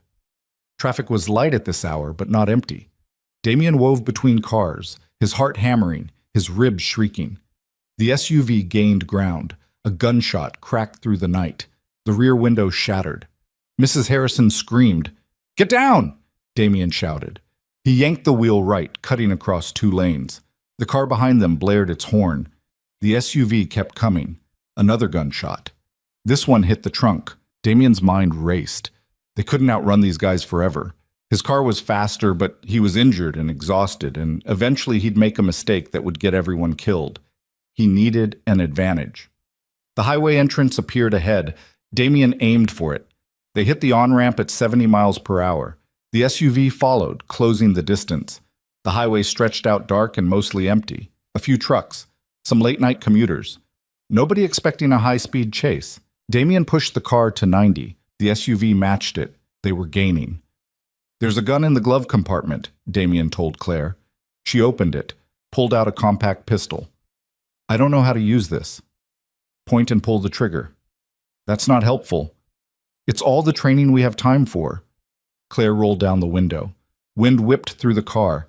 She leaned out slightly, aimed at the SUV, and fired. The shot went wide. She fired again. This one hit the windshield. The SUV swerved but recovered quickly. They're not stopping, Claire shouted over the wind. Keep shooting. She emptied the clip. Most shots missed. One hit the SUV's hood. Another took out the driver's side mirror. But they didn't stop. They got closer. Close enough that Damien could see the driver's face in the rearview mirror. Cold, professional, determined. Close enough that when the passenger leaned out the window with a rifle, Damien knew they were out of options. Hold on, he screamed. He slammed the brakes. The car decelerated violently. The SUV shot past them, its driver caught off guard. Damien spun the wheel. The car fishtailed, tires screaming, momentum fighting physics. For one terrible second, they were spinning sideways across 3 lanes of highway traffic. Then the tires gripped. Damien straightened out and floored it in the opposite direction, back toward the city, away from the SUV that was now behind them, scrambling to turn around. "Is everyone okay?" he asked. Mrs. Harrison was crying. Mr. Harrison held her. Claire checked them both. "We're alive," she said. "Good. Stay that way." Damien took the next exit, plunged back into surface streets, took random turns through neighborhoods he barely recognized. After 15 minutes, he pulled into an empty parking garage and killed the engine. Silence. Everyone breathed hard, hearts pounding, adrenaline crashing. "Did we lose them?" Mr. Harrison asked quietly. "For now." "What happens next?" Damien looked at Claire. She looked back. Neither of them had an answer that didn't end in more violence. "We keep moving," Damien said finally. "We get you to New York, and then I end this." "How?" Mrs. Harrison's voice was small and frightened. Damien thought about Marco bleeding out in that apartment, about his mother's soldiers hunting them through the city, about Claire sitting beside him with a gun she'd never wanted to hold. "By becoming the monster she always thought I was," he said quietly. They drove for 2 more hours, taking back roads and avoiding highways. Around dawn, Damien pulled into a rest stop in Indiana. "I need to make a call," he said. He walked away from the car and dialed Elena. She answered on the 3rd ring. "It's 5 in the morning, Damien. Someone better be dead." "Not yet, but close." Her tone shifted immediately. "What happened?" He told her everything. The brewery, Marco, the evidence, the chase. Elena listened in silence. When he finished, she let out a long breath. "Jesus Christ, you actually did it. You went to war with Mom. I didn't have a choice." "Everyone has a choice. You just made the right one for once." She paused. "Where are you now?" "Indiana, heading your direction with 2 elderly people who need somewhere safe to stay." "Bring them here. I've got space." "Elena, don't argue. Just drive. I'll have everything ready." "Thank you." "Don't thank me yet, because when you get here, we're going to have a very serious conversation about what comes next." "I know what comes next." "No, you don't, because what comes next is the hard part." Elena's voice softened slightly. "You can't go back, Damien. You know that, right? After tonight, there's no reconciliation, no forgiveness.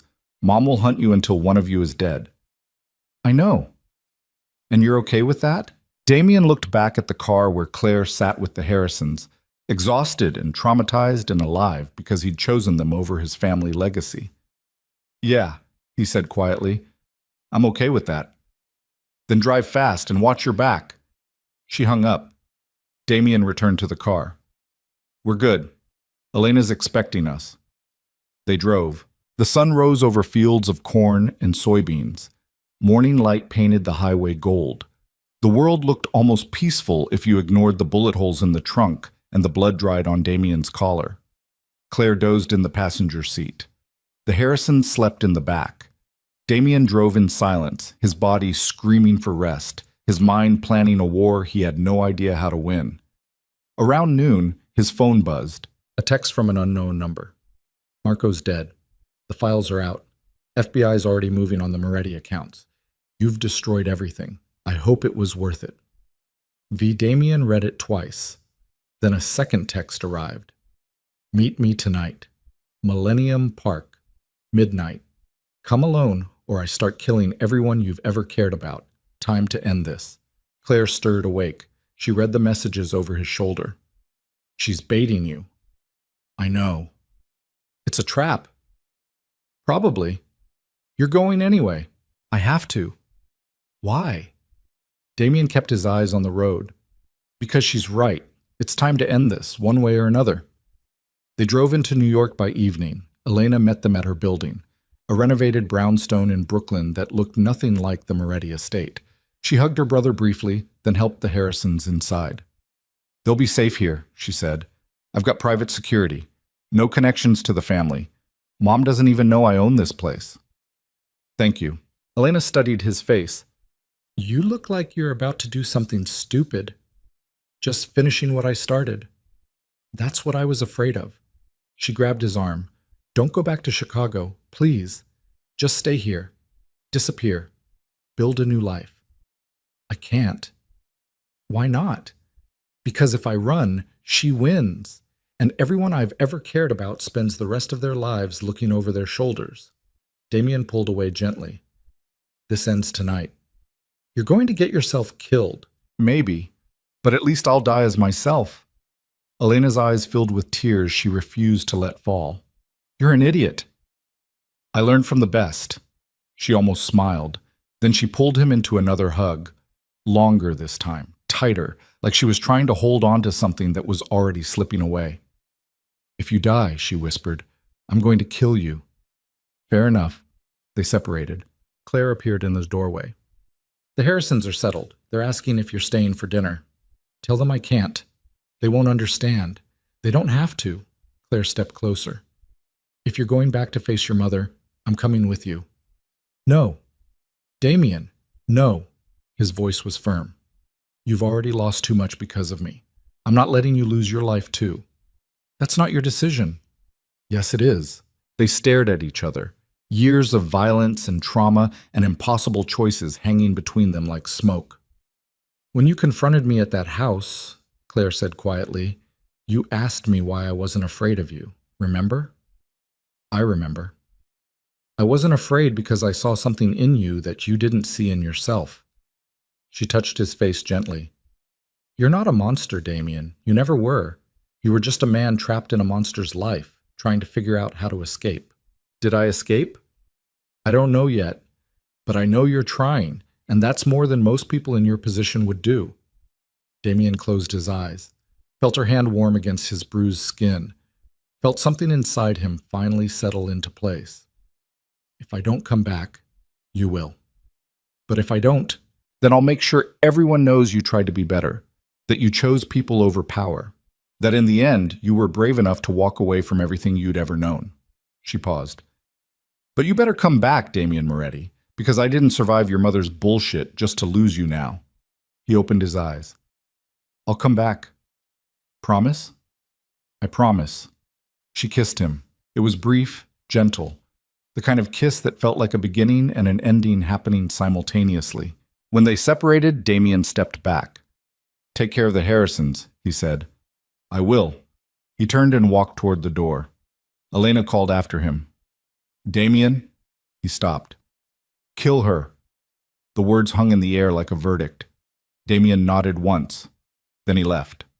But he drove through the night, retracing the route back to Chicago. 14 hours. No stops except for gas. No food, no sleep. Just highway and darkness. And the knowledge that he was driving toward his own execution or his mother's. By 11:30, he was parking near Millennium Park.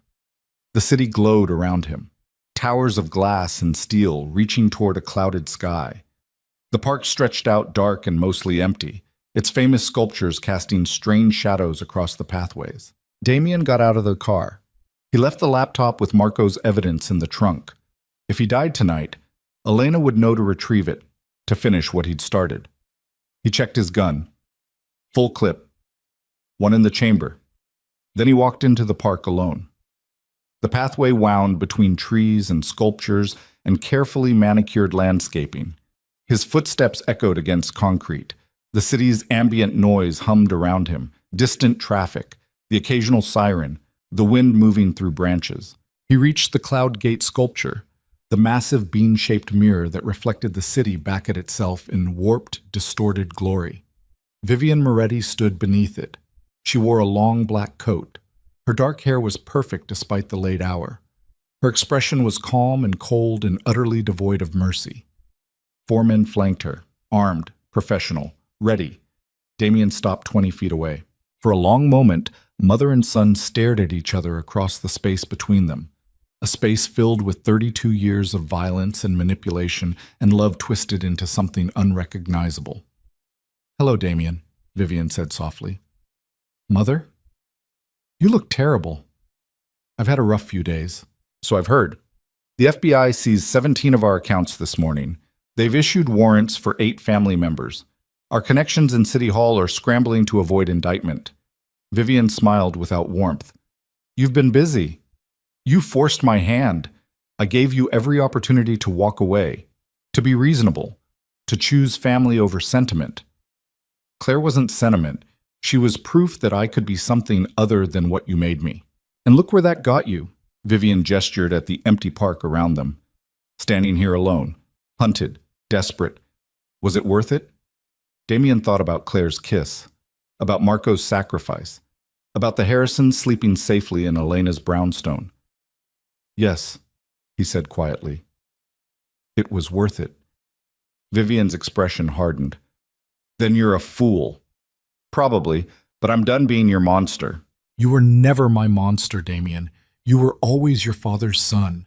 Weak, emotional, too stupid to understand that mercy is suicide in our world. Dad had more humanity in his little finger than you've had in your entire life. And where did that humanity get him? 3 bullets in a parking lot? The words were designed to wound. They worked. Damien's hand moved toward his gun. Vivian's men raised their weapons immediately. Don't, Vivian said calmly.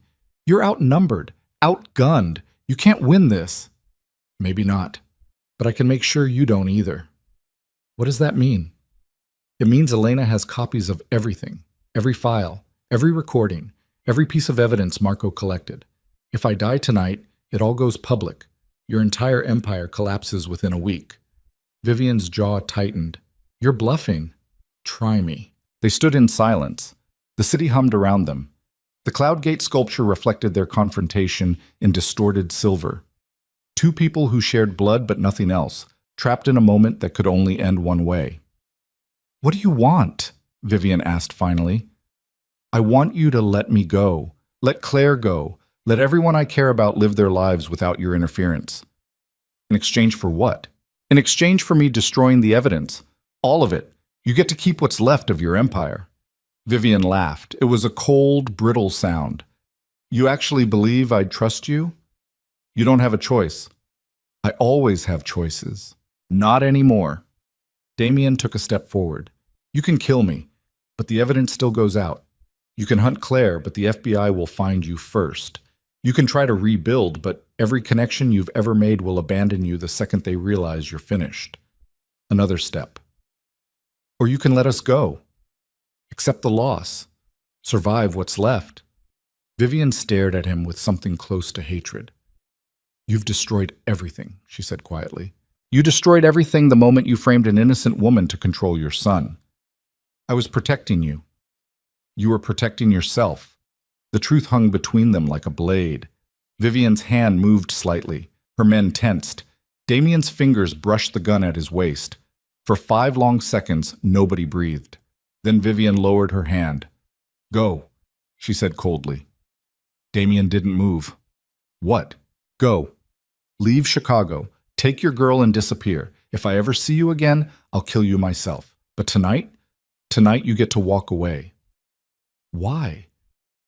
Because you're my son, and despite everything, I'm still your mother. Vivian's expression was hard as stone. But understand this, Damien. The moment you leave, you're no longer a Moretti. You're nothing. No family, no legacy, no protection. I can live with that. We'll see. Damien backed away slowly. 3 steps. 5, 10. Vivian and her men didn't move. He reached the edge of the pathway. Damien, Vivian called. He stopped. I hope she's worth it. I hope whatever life you build with that girl makes up for everything you've lost. Her voice was quiet and devastating. Because you'll never stop looking over your shoulder. Never stop wondering when I'll change my mind. Never truly be free. Damien looked at his mother one last time. I already am, he said. Then he turned and walked into the darkness. Leaving the Moretti Empire, the violence, and the woman who'd given him life but nearly destroyed his soul standing alone beneath the Cloud Gate sculpture, while Chicago slept and dawn approached and everything he'd ever been burned away like smoke in the wind. Damien didn't look back. He walked through Millennium Park with his hands shaking and his heart hammering against his broken ribs. Every step away from his mother felt like peeling off skin, painful, necessary, irreversible. The city stretched out around him in the pre-dawn darkness. Chicago had been his kingdom once. Now it was just a place he needed to escape before his mother changed her mind. He reached his car and sat behind the wheel for a long moment, staring at nothing. His phone buzzed. A text from Elena. "Did you survive?" Damien typed back. "Yeah, are you coming back? Soon." He started the engine and drove. Not toward New York, not yet. First, he needed to finish something. The apartment in Humboldt Park looked different in daylight, less threatening, just sad. Damien climbed the stairs to the third floor. The door to apartment 3C hung open slightly. Yellow police tape crossed the entrance. He ducked under it. Inside, the apartment was empty. The chair where Marco had sat was gone. The blood on the floor had been cleaned, leaving only faint stains on the cheap linoleum. The laptop was missing, probably seized as evidence. But on the table, someone had left a note. Damien picked it up. Marco's handwriting, shaky but legible. "Boss, if you're reading this, it means I didn't make it." "Good. That means the plan worked. The files are out. Your mother's finished, and you're free. Don't waste it. Don't spend the rest of your life looking over your shoulder or feeling guilty about choices you couldn't control. Just live. Be happy. Be better than all of us. That's the only way any of this means anything. M." Damien folded the note carefully and put it in his pocket. He stood in the empty apartment for another minute, paying silent respects to a man who'd betrayed him, saved him, and died to give him a future. Then he left. The drive to New York took 14 hours.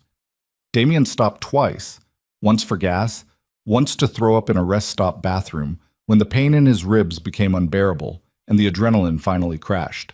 He arrived at Elena's brownstone just after midnight. Claire opened the door before he could knock. She looked exhausted. Her blonde hair was pulled back messily. She wore sweatpants and one of Elena's oversized sweaters. She stared at him for a long moment. "You came back," she said quietly. "I promised. Promises don't mean much in your world. They do in mine." Something shifted in her expression. Not quite forgiveness, not quite trust, but maybe the beginning of both. She stepped aside. "Come in before you collapse." Inside, Elena sat at the kitchen table with a glass of wine and a laptop. She looked up when Damien entered. "You look like death. Feel like it too. Did you kill her?" "No." "Why not?" "Because I'm not her." Elena studied him for a long moment. Then she nodded slowly. "Good. That's the right answer." The Harrisons emerged from the guest room. Mr. Harrison moved carefully with his walker. Mrs. Harrison held his arm. "You're back," Mrs. Harrison said. Relief flooded her voice. "I'm back." "Is it over?" Damien thought about his mother standing alone under the Cloud Gate sculpture, about Marco's body in a morgue somewhere, about the FBI agents probably raiding Moretti properties right now. "Yeah," he said quietly. "It's over." Mrs. Harrison hugged him. He winced but didn't pull away. When she released him, Mr. Harrison extended his hand. "Thank you. For keeping us safe. For keeping her safe." He gestured toward Claire. Damien shook his hand. "I'm sorry I put you in danger in the first place. You did what you had to do. That takes courage. Or stupidity. Sometimes they're the same thing." Elena stood. "All right, everyone out. Damien needs medical attention and about 48 hours of sleep." "I'm fine." "You're not fine.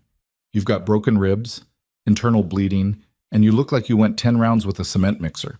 She grabbed his arm. "Upstairs. Now. I'm calling my doctor." "Elena, don't argue with me. I just spent 2 days watching cable news report on the collapse of the Moretti crime empire while worrying my idiot brother was dead. You owe me this." Damien let her pull him toward the stairs. Claire followed. Elena's doctor was discreet and expensive and didn't ask questions. She examined Damien in one of the upstairs bedrooms while Claire waited outside and Elena paced downstairs making phone calls. 3 cracked ribs, the doctor said. "Severe bruising across your torso and back. Possible minor concussion. You're lucky you're not bleeding internally." "I don't feel lucky." "You should. Most people don't walk away from this kind of damage." She wrapped his torso in compression bandages. "No heavy lifting, no strenuous activity, lots of rest, and for God's sake, stay out of fights." "I'll try." "Try harder." She left him with pain medication and strict instructions. Claire came in after the doctor left. She sat on the edge of the bed. How bad? I'll live? That's not an answer. It's the only one I've got right now. They sat in silence. Outside, New York hummed with traffic and distant sirens and the kind of noise that meant life continuing despite everything. What happens now? Claire asked. I don't know. That's honest, at least. Damien shifted slightly, wincing. I can't go back to Chicago. My mother might have let me walk away tonight, but that doesn't mean she won't change her mind tomorrow or next week or next year. So we stay here? Do you want to? Claire looked at her hands. I don't know what I want anymore. 3 months ago, I was cleaning houses and sending money to my mother and living a quiet life. Now I'm hiding in New York because the mafia tried to kill me. I'm sorry.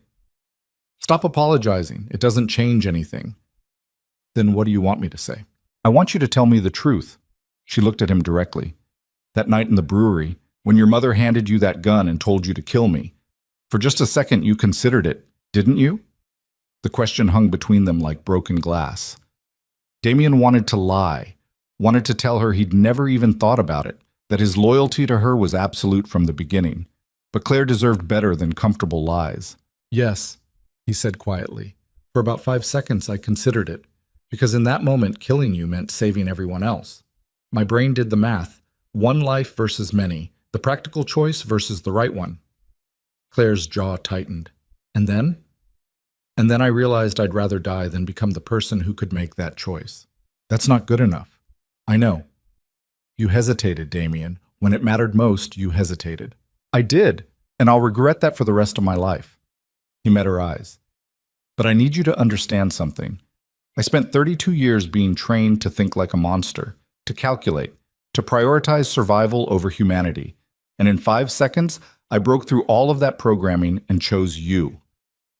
You shouldn't have needed 5 seconds. You're right, I shouldn't have, but I did, and I'm asking you to decide if that's something you can live with. Claire stood and walked to the window. The city lights reflected in the glass. Her silhouette looked small and tired and impossibly strong. I don't know if I can trust you, she said. I know. You've lied to me. You've put me in danger. You've made choices that almost got me killed. I know. But you also saved me, protected me, gave up everything you had for me. Yes. She turned around. Tears glistened in her eyes but didn't fall. So where does that leave us? Damien stood carefully, his ribs protesting. He crossed the room until he was standing in front of her. It leaves us here, he said, 2 broken people trying to figure out if they can build something honest from all this damage. I can't promise I won't make mistakes. I can't promise I'll always make the right choice immediately. But I can promise I'll try, every single day, to be better than I was, to be the person you saw when you looked past the monster. That's not enough. I know, but it's all I have to offer. Claire looked at him for a long time, searching his face for something, truth maybe, or proof that he meant it. Finally, she spoke. I need time. How much? I don't know, maybe weeks, maybe months. Maybe I'll wake up one day and realize I can't do this, that the damage is too deep. And if that happens, then you let me go. No guilt, no manipulation, no grand gestures. Just let me walk away. Damien nodded. Okay. You promise? I promise. Claire reached up and touched his face gently, her fingers tracing the bruises and cuts. You really are trying, aren't you? Every day. She let her hand fall. Then I'll try too, but I'm not promising anything. I'm not asking you to. She nodded once and left the room. Damien stood alone by the window, watching the city lights blur through exhaustion and relief, and something that might have been hope. The next 3 months passed slowly. Damien healed, his ribs knitted back together. The bruises faded from purple to yellow to nothing. His body recovered faster than his mind. The news reported daily updates on the Moretti family's collapse, federal raids, arrests, trials. Vivian's face appeared on television looking older and harder, flanked by lawyers in expensive suits who couldn't save her empire from Marco's evidence. Elena kept track of it all. She'd watch the news with her laptop open, cross-referencing reports, making sure their mother couldn't rebuild. She's finished, Elena said one night. Accounts frozen, property seized. Half her organization rolled on her for immunity deals. Good, Damien replied. You don't sound happy about it. I'm not happy. I'm just relieved. That's fair. They sat in comfortable silence. Siblings who'd survived the same nightmare and were learning how to exist without it defining them. Claire kept her distance at first. She stayed with the Harrisons in Elena's guest room, helping them adjust to New York. She found work at a local community center, taking care of elderly residents who needed assistance. Damien didn't push, didn't demand answers or timelines. He just existed nearby, fixing things around the brownstone, cooking dinners that he'd leave in the kitchen for whoever wanted them, being present without being overbearing. Slowly, carefully, Claire started letting him back in. It started with conversations. Brief at first, then longer. They'd talk over coffee in the morning or wine at night, discussing everything except what had happened in Chicago. Then one evening, Claire asked him to help her move furniture in her room. They worked in silence, lifting a dresser, repositioning a bed frame. When they finished, Claire sat on the edge of the bed and looked at him. I've been thinking, she said. About? About second chances, about whether people can actually change or if we're all just pretending until we revert back to who we've always been. Damien sat beside her, keeping some distance between them. What conclusion did you reach? I don't know yet, but I think I'm willing to find out. What does that mean? Claire turned to face him. It means I'm scared. Terrified, actually. Because trusting you means accepting that you could hurt me again, but not trusting you means never knowing if we could have built something real. So I'm choosing to try. Not because I've forgiven everything, not because I trust you completely, but because I saw who you became when it mattered, and that person is worth the risk. Damien felt something loosen in his chest. I won't let you down. You might. People do. But I think you'll try not to, and right now that's enough. She leaned forward and kissed him. It was different from the first time, less desperate, more deliberate. The kind of kiss that acknowledged the damage while choosing to move forward anyway. When they separated, Claire smiled faintly. Don't make me regret this. I'll do my best. Your best better be pretty damn good. It will be. 6 months after leaving Chicago, Damien sat in a coffee shop in Brooklyn with a newspaper and a cup of black coffee. The front page showed Vivian Moretti being led into a courtroom in handcuffs. The headline read, Crime Boss Faces Life Sentence in Racketeering Case. Damien read the article twice. Then he folded the newspaper and left it on the table. Outside, the morning was cold and bright. People walked past bundled in coats, heading to jobs and lives that had nothing to do with organized crime or family empires built on violence. Damien walked to a small park 3 blocks away. Claire sat on a bench there, feeding pigeons with bread she'd bought from a corner deli. She looked peaceful, content, like the trauma had scarred her but not broken her. She noticed him approaching and smiled. You're late. I got distracted. By what? The news. Her smile faded slightly. Your mother? Trial started today. Claire set down the bread. How do you feel? I don't know. Relieved, I guess. That it's finally over. Is it over? Damien sat beside her. As over as it's ever going to be. They sat in silence, watching pigeons fight over crumbs. I've been thinking about Montana, Claire said suddenly. Your mother? Yeah, she's doing better. The medical bills are under control, but she's alone out there, and I miss her. You want to visit? I want to move back, not forever. Just for a while. To help her. To see if I can reconnect with the person I was before all this happened. Damien felt something twist in his chest. When? Soon, maybe next month. Okay. Claire looked at him. You're not going to try to stop me? Why would I? Because we're finally in a good place. Because leaving might mean we lose whatever we're building. Or it might mean you get the space you need to heal properly. Damien took her hand. I told you I wouldn't cage you. I meant it. What if I don't come back? Then I'll be sad. But I'll understand. Claire's eyes glistened. You've really changed, haven't you? I'm trying. No. You have. The man who threw that whiskey glass in the kitchen all those months ago wouldn't have said that. He would have demanded, manipulated, made it about him. That man was a coward. And now? Now I'm just trying to be someone you can trust, even if that means letting you go. Claire kissed him softly. I do trust you. That's the terrifying part. They sat together in the cold morning, two survivors figuring out how to exist in a world without constant danger, learning that peace was harder to navigate than violence ever was. Claire left for Montana 3 weeks later. Damien drove her to the airport. They stood outside security, surrounded by travelers rushing past with suitcases and coffee cups. Call me when you land, he said. I will. And if you need anything, I know. They hugged. It lasted longer than it should have. Neither wanted to let go first. Finally, Claire stepped back. This isn't goodbye. I know. I mean it. I'm coming back. I just need to do this first. Take all the time you need. She picked up her bag and walked toward security, stopped, turned around. Damien. Yeah?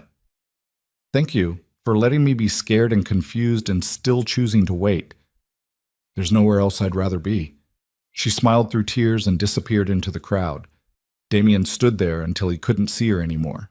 Then he walked out of the airport into the cold January air, alone but not empty, knowing that some distances were necessary for people to find their way back to each other. But bye?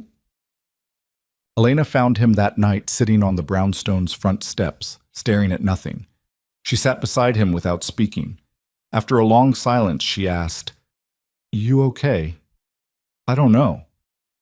That's fair. Elena pulled her coat tighter. You know what Dad used to say? Before he got killed? What? He said the hardest thing about being a Moretti wasn't the violence or the danger. It was learning how to be human in a world that rewarded being a monster. Dad said that? The night before he died, I was 15. I didn't understand what he meant then.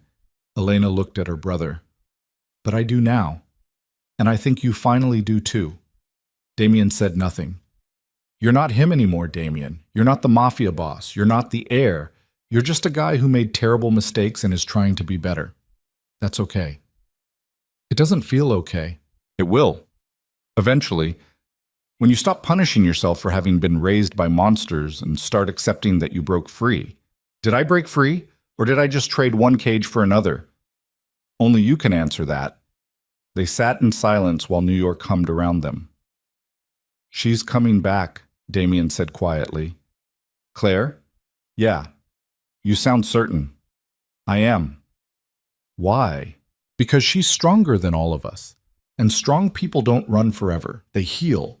Then they come back and build something better. Elena smiled. You really love her, don't you? Yeah, I do. Good. That makes this whole destroying our family empire thing worth it. Damien almost laughed. You think? I know, because for the first time in our lives, we get to choose who we are instead of inheriting it. And who are you choosing to be? Elena stood. I'm choosing to be someone who protects people instead of exploiting them. Someone who uses our family's money for good instead of evil. Someone Dad would have been proud of if he'd lived long enough to become anything other than a cautionary tale. That's a lot of pressure. Yeah, but it beats being Mom. They went inside together. Ciao. Claire returned to New York 4 months later. It was May. The city was alive with spring. Trees blooming, people flooding the parks, the air carrying the smell of hot dogs and optimism. Damien met her at the airport again. She came through arrivals looking different. Not physically, but something in her posture had shifted. She stood straighter, smiled easier, like she'd left some weight behind in Montana and come back lighter. Hi, she said. Hi yourself. Miss me? Every day. Good answer. They walked to the car together. Claire told him about Montana, about her mother's recovery, about the ranch, about how the silence out there had helped her sort through everything that had happened. And? Damien asked as they merged onto the highway. And what? And did you figure out what you wanted? Claire looked at him seriously.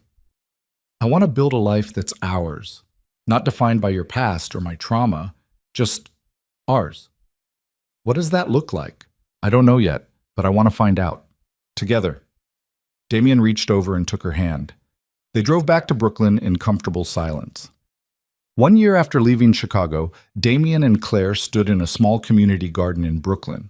They'd spent the past 6 months building it, clearing trash from an abandoned lot, planting flowers and vegetables, creating a space where neighborhood kids could learn about growing things instead of destroying them. Claire knelt beside a tomato plant, checking for pests. Sunlight caught her hair. She looked happy. Damien watched her from a few feet away, holding a bag of fertilizer, thinking about how far they'd both traveled from that morning in the Moretti kitchen when he'd thrown a glass just to get a reaction. "You're staring," Claire said without looking up. "I'm admiring." "It's creepy. It's romantic. It's both." She stood and brushed dirt from her hands. "What are you thinking about?" "How lucky I am." "That's cheesy. It's true." Claire walked over and kissed him. "You're a terrible liar, you know that?" "I'm not lying." "You're thinking about your mother." Damien smiled despite himself. "How did you know?"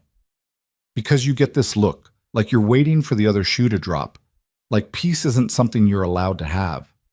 She was right. Vivian had been sentenced to 30 years in federal prison. The Moretti empire was dismantled. Elena had used what remained of the family fortune to fund legitimate charities and community programs. But Damien still looked over his shoulder sometimes, still expected his mother's shadow to fall across his life and remind him that monsters never truly disappear. "She can't hurt us anymore," Claire said gently. "I know. Do you? Because you still act like she's going to appear around every corner. Old habits.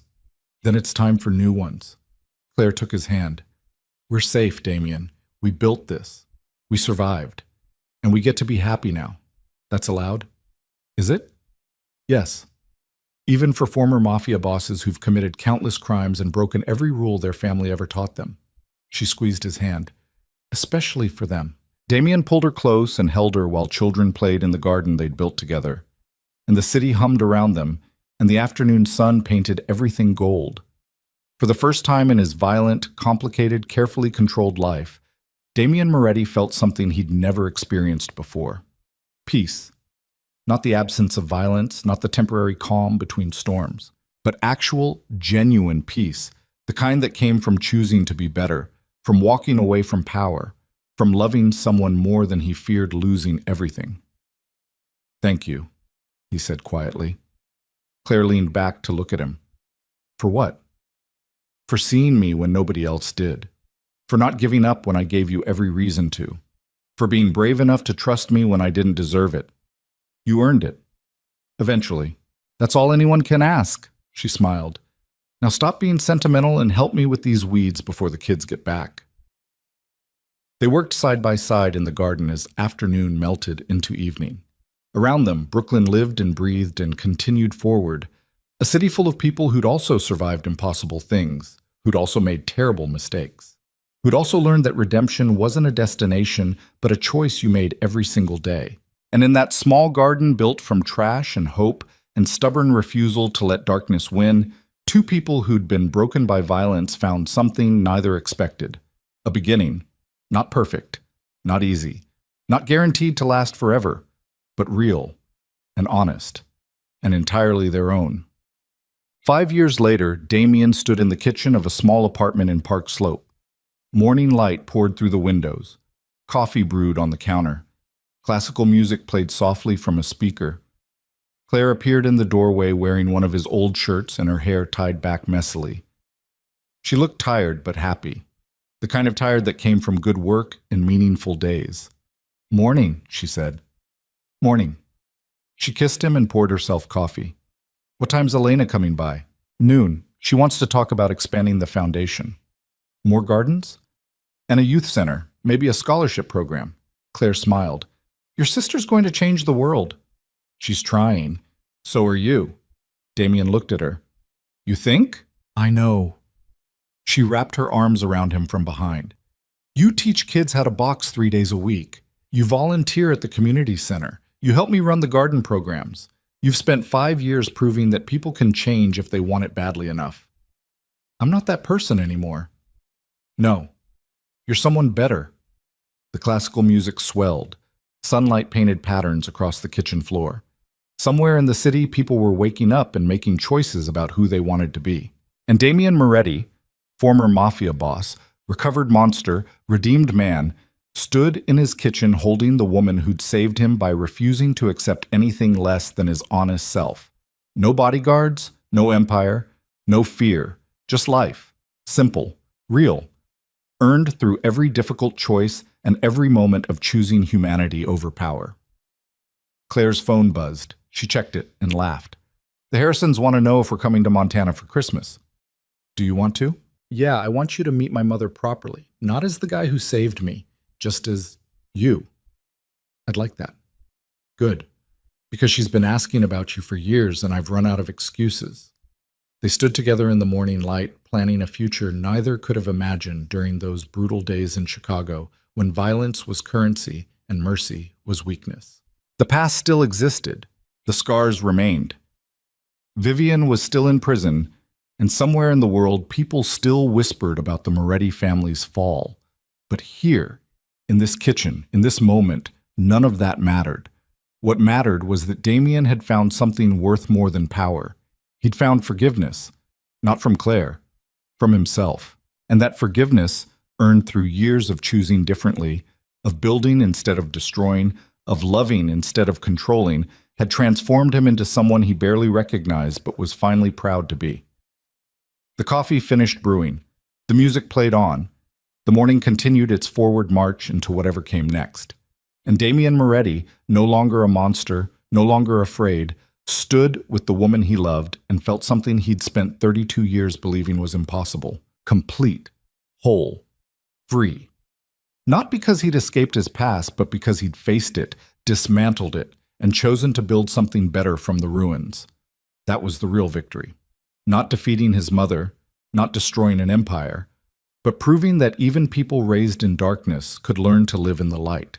And as sunlight filled the kitchen and Claire laughed at something on her phone and the city hummed with life outside their window, Damien finally understood what his father had meant all those years ago. The hardest thing wasn't being a Moretti, it was learning how to stop being one. And he'd done it, every painful, necessary step. Until the name meant nothing and the man meant everything. Until he could look in the mirror and see someone worthy of the second chance he'd been given. Until the whiskey glass he'd thrown in anger years ago became a memory instead of a pattern. Until Claire's disappointed look transformed into trust. Until peace wasn't something he chased, but something he lived. That was the ending. Not dramatic, not explosive, not perfect. Just honest. Just real. Just a man and a woman in a Brooklyn kitchen, drinking coffee and planning their day. Proving that sometimes the greatest triumph isn't conquering the world. It's learning to exist quietly in it without needing to be feared by anyone.